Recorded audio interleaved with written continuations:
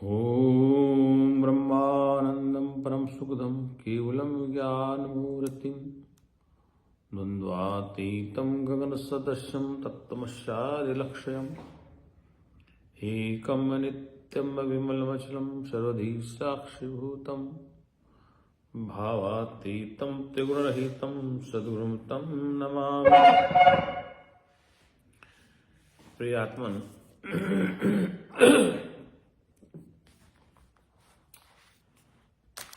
प्रातः काल के 5 बज गए। आज हम फिर उपनिषद का स्वाध्याय कर रहे हैं। तो जो मुंडकोपनिषद चल रहा था उसी पे ऋषि का व्याख्यान है कि वो उस परम पद का स्वरूप क्या है, परम पद स्वरूप क्या है। वह महान, दिव्य और अचिंत्य रूप है। वह कैसा है? बृहच्च है, तद दिव्य अचिंत्य रूपम। वह दिव्य है, महान है और अचिंत्य स्वरूप है। वह सूक्ष्म से भी अति सूक्ष्म है, वह सूक्ष्म से भी अति सूक्ष्म है और दूर से भी दूर है और पास से भी पास। वह चेतनावान प्राणियों में इस शरीर के भीतर उनकी बुद्धि रूप गुहा में छिपा हुआ है, ऐसा ऋषि कहते हैं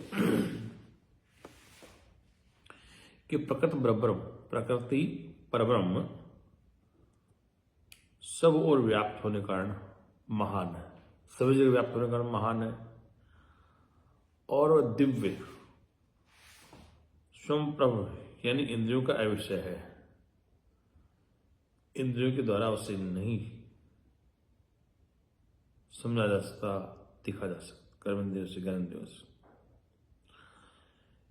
इसलिए जिसका रूप चिंतन न किया जा सके, ऐसा अचिंत्य रूप है। जिसका रूप चिंतन न किया जा सके तो अचिंत्य है। वह आकाश आदि पदार्थों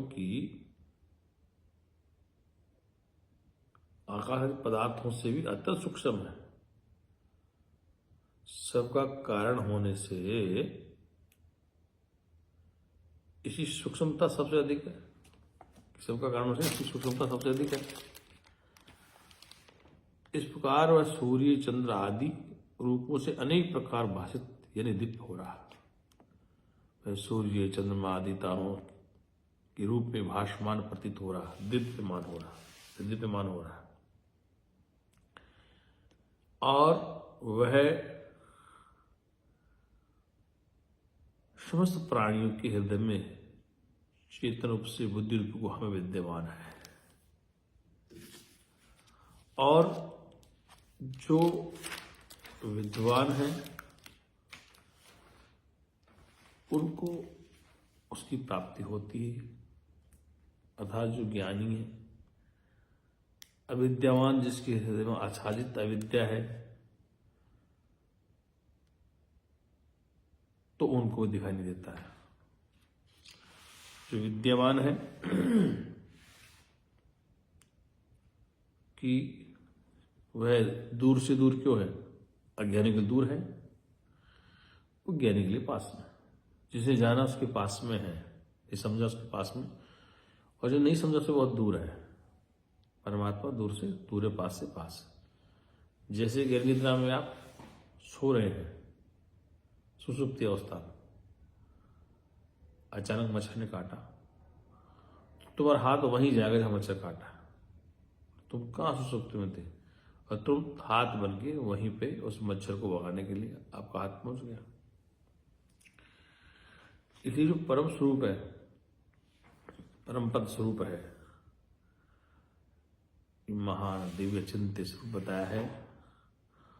और सूक्ष्म से भी सूक्ष्मतम भासमान होता है तथा दूर से भी दूर और इस शरीर में अत्यंत समीप भी है। समीप उसके लिए जिसने जाना, और दूर उसके लिए जिसने जाना ही नहीं, ये समझा ही नहीं उसको। और समस्त प्राणियों में इस शरीर के भीतर उनकी बुद्धि रूप गुहा में छिपा हुआ है। समस्त प्राणी मतलब चींटी से लेकर ब्रह्मा तक, लेकिन जानने का कार्य मनुष्य करता है। किसी पशु पक्षी को ब्रह्म ज्ञान नहीं होता है, केवल मनुष्य को होता है। इसलिए वह समस्त प्राणियों के हृदयस्थ गुहा में छिपा हुआ है। अब अगला ऋषि कहते हैं आत्मिक साक्षात्कार का असाधारण साधन। आत्मिक साक्षात्कार का असाधारण साधन, एक तो साधारण एक असाधारण साधन चित्त शुद्धि, फिर भी उसकी उपलब्धि का उपाय बतला गया है। पिछले श्लोक में कहा था कि वह इंद्रियों का विषय नहीं है, लेकिन जो दूर से दूर है उसके लिए तो दूर है जो जानता नहीं है। इस श्लोक में कहा गया है कि फिर भी वह उपलब्धि का असाधारण साधन बदला गया है, असाधारण साधन है। न चक्षुषा ग्रहेति ना पिवाचा नान्ने देतस्तपसा कर्मणा वा ज्ञान प्रसादेन विशुद्ध सत्व शतस्तस्तु तम पश्यते निष्कलम ध्यायमान। अब कहा कि आत्मा न नेत्र से ग्रहण किया जाता, न वाणी से, न अन्य इंद्रियों से, और न तप अथवा कर्म से। ज्ञान के प्रसाद से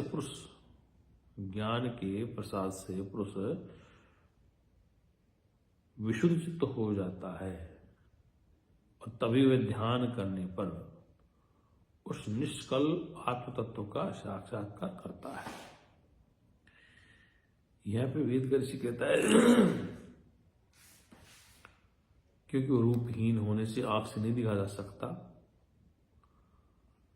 अवाच्य होने के कारण वो वाणी का विषय नहीं है और न इंद्रियों का विषय है। तब सभी की प्राप्ति का साधन है, तथापि वह तप से भी ग्रहण नहीं किया जा सकता, और न जिसका अनुभव और न जिसका महत्व सुप्रसिद्ध है। उस अग्निहोत्र आदि वैदिक कर्म से भी ग्रहित होता है, तो फिर उसके ग्रहण करने में क्या साधन है? इस पर कहा ऋषि ने ज्ञान की साधन होता बुद्धि की प्रसाद से उसका ग्रहण हो सकता है। संपूर्ण प्राणियों का ज्ञान स्वभाव से आत्मबोध करने में समर्थ होने पर भी, समस्त प्राणियों का ज्ञान स्वभाव से आत्मबोध कराने में समर्थ होने पर भी बाह्य विषयों के राग आदि दोष से कलुषित अप्रसन्न यानी अशुद्ध हो जाने के कारण उस आत्म तत्व का सर्वदा समीपस्थ होने पर भी, वो आत्म तत्व हमारे पास रहता है, नजदीक होने पर भी मल से ढके हुए दर्पण, जिस गंदगी से दर्पण रखा है, तत्चंचल जल के समान बोध नहीं करा सकता। जल में लहरें बननी, हिल रहा जल, तो उसमें हम अपने फेस को नहीं दे सकते। जिसमें इंद्रियां और विषयों के संसर्ग से होने वाले रागादि दोष रूप मल के दूर हो जाने पर, जिस समय इंद्रिय और इनके विषयों से होने वाले रागादि दोष रूप मल से दूर हो जाने पर दर्पण या जल आदि के समान चित्त प्रसन्न स्वच्छ अर्थात शांत भाव से स्थित हो जाता है, उस समय ज्ञान का प्रसाद होता है। कंडीशन बताई गई थी कि जिस समय, जिस काल में, जिस कालखंड में आपका जो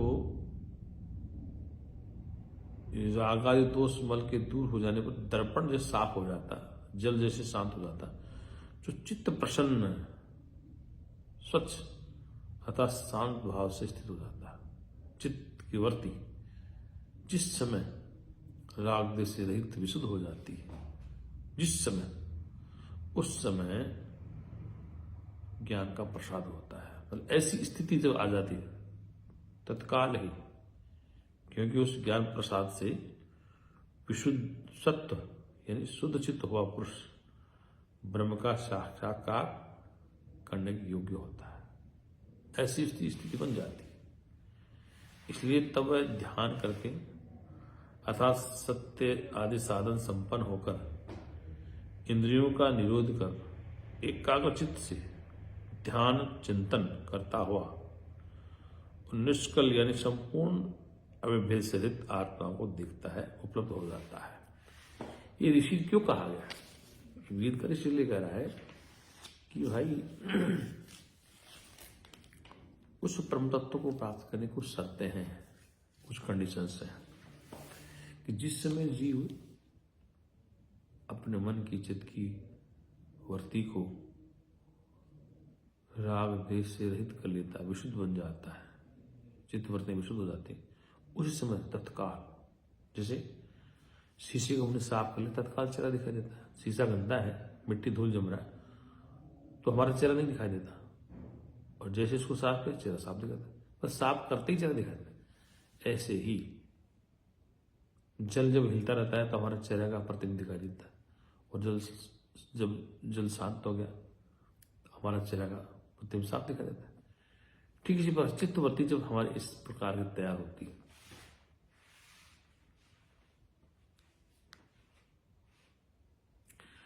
शरीर में इंद्रिय रूप से अनुप्रविष्ट हुई आत्मा का चित्त शुद्धि द्वारा साक्षात्कार, जिस आत्मा को साधक इस प्रकार देखता, साधक के लिए बातें कही गई है, और वास्तव में अगर साधक ऐसा नहीं करेगा तो फिर वो स्थिर नहीं हो पाएगा, डुला मानेगा। इसलिए कहा कि एषो अणुरात्मा चेतसा वेदित्यो यस्मिन् प्राणे पंचधार सम्मिश्य प्राणिश्चितम सर्वोदम प्रजानाम यस्मिन् शुद्धि विभक्ति आत्मा। फिर सूक्ष्म आत्मा, वेद का ऋषि वह सूक्ष्म आत्मा इस शरीर में 5 प्रकार से प्राण प्रविष्ट हैं, उस शरीर के भीतर ही विशुद्ध विज्ञान द्वारा जानने योग्य है। उससे इंद्रियों द्वारा प्रजावर्ग के संपूर्ण चित्त व्याप्त है, उससे इंद्रियों द्वारा प्रजावर्ग के संपूर्ण चित्त व्याप्त है, जिसके शुद्ध हो जाने पर वह आत्मस्वरूप से प्रकाशित होने लगता है। अब वह सूक्ष्म अणु परमाणु आत्मा चित्त यानी केवल विशुद्ध ज्ञान से जानने योग्य है, विशुद्ध ज्ञान से जानने योग्य है। कहाँ जानने योग्य है? इस शरीर में प्राणवायु, प्राण अपान आदि भेद से 5 प्रकार होकर सम्यक रीति से प्रविष्ट हो रहा है। उसी शरीर में हृदय के भीतर, उसी शरीर में हृदय के भीतर ये चित्त द्वारा जानने योग्य है, ऐसा इसका तात्पर्य। किस प्रकार चित्त, चित्त तात्पर्य ज्ञान से ज्ञातव्य है। इस पर कहते हैं दूध जिस प्रकार घृत से और काष्ठ जिस पर अग्नि से व्याप्त है, दूध में घी है और काष्ठमय लकड़ी में अग्नि है, उसी प्रकार जिससे प्राण यानी इंद्रियों के सहित प्रजा के समस्त चित्त अंतःकरण व्याप्त है, उसी प्रकार जिस प्राण यानी इंद्रियों के सहित प्रजा के समस्त चित्त अंतःकरण व्याप्त है, प्रजा के समस्त चित्त अंतःकरण व्याप्त है, क्योंकि लोक में प्रजा के सभी अंतःकरण चेतना युक्त प्रसिद्ध है, और जिस चित्त के शुद्ध यानी क्लेश आदि मल से युक्त होने पर ये प्रोक्त आत्मा अपने विशेष रूप से प्रकट होता है, अर्थात अपने को प्रकाशित कर देता है। यहाँ पर जिस समय इस चित्त में क्लेश रहित हो जाता, चित्त शांत हो जाता। और शांत कब होगा? जब चित्त में संसार के राग द्वेष नहीं आएंगे। अब कब नहीं आएंगे? ये परमानेंट नहीं, कुछ क्षण के लिए उस स्थिति में आप बैठो, विचार करो। जिससे समय न किसी राग होगा न किसी देश होगा, तो चित्त एकदम शांत क्लेश रहित हो जाएगा। तो जैसे चित्तवृत्ति बनती है, उस चित्तवृत्ति को ब्रह्माकार वृत्ति कहते हैं। वो वृत्ति कुछ पल के लिए है, फिर वृत्ति जगदाकार, भोगाकार, विषयकार बन जाती है। जिसमें वृत्ति आपकी ऐसे होती है, उस वृत्ति में उस आत्म साक्षात्कार का, विशुद्ध चेतना का बोध होता है, वो प्रकाशता है। सच्चिदानंद भगवान की जय हो।